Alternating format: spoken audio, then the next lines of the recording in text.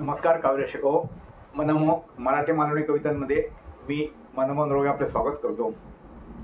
मित्रांनो, आज एक मराठी कविता ऐकूया. आपल्याकडे नुकसान झालं किंवा काही नाराजी आली की बरेच विद्यार्थी, शेतकरी किंवा प्रेमवीर हे आत्महत्या करतात. त्यांचा धीर खचतो. आत्महत्या केली नाही तरी कित्येक लोकांना धीर खचतो. त्याने एक लक्षात ठेवलं पाहिजे, आपण ज्या देव मानतो, राम असेल, कृष्ण असेल, शिवाजी महाराज असतील, वीरपुरुष स्वातंत्र्य सावरकर असतील, ह्या सगळ्यांना अडचणींना तोंड द्यावं लागलं. सगळ्यांना संकट आले, दुःख आले. त्यांनी धीर नाही खचला. त्यांना माहिती होतं की वेळ तशीच राहत नाही, आपण ती वेळ बदलू शकतो. बघा ना, रात्रीनंतर दिवस येतो, उन्हानंतर सावली मिळते. फक्त धीराने, संयमाने वाट बघावी लागते. हेच सांगणारी आजची अष्टाक्षरी कविता आहे. कवितेचे शीर्षक आहे चालू आयुष्याची वाट. संयमाने चालू आयुष्याची वाट. सोपी सहज नसते, तशी नसते सपाट. सोपी सहज नसते, तशी नसते सपाट. खड्डे आणि वळणांची अशी आयुष्याची वाट. सोपी सहज नसते, तशी नसते सपाट. खड्डे आणि वळणांची जशी आयुष्याची वाट. कधी रस्ता निसरडा. आपल्या आयुष्यात काही मोहाचे क्षण येतात किंवा काही दुःख येतात, पाय घसरायची शक्यता असते. कधी रस्ता निसरडा, कुठे दगड धोंड्यांचा. दुःखाचे प्रसंग येतात. कधी रस्ता निसरडा, कुठे दगड धोंड्यांचा. धीर धरून चालाल, पुढे मिळेल गालीचा. पुढे मिळेल गालीचा. थांबे अनेक वाटेत, कैक भेटती प्रवाशी.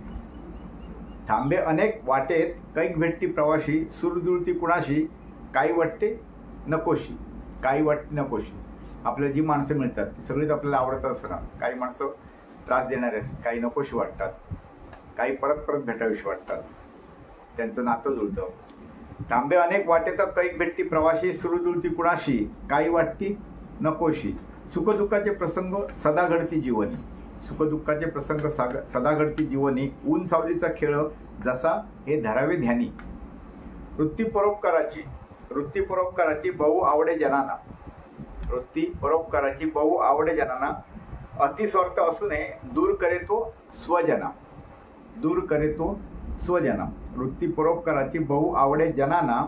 अतिस्वार्थ असू नये, दूर करे तो स्वजना, म्हणजे आप्तसोखेना. काळ नसतो थांबत. काळ नसतो थांबत, दैव नाही बदलत. कुणाहीसाठी काळ कधी थांबत नाही. काळ नसतो थांबत, दैव नाही बदलत. भोग नशिबाचे कुणी नाही चुकू शकत.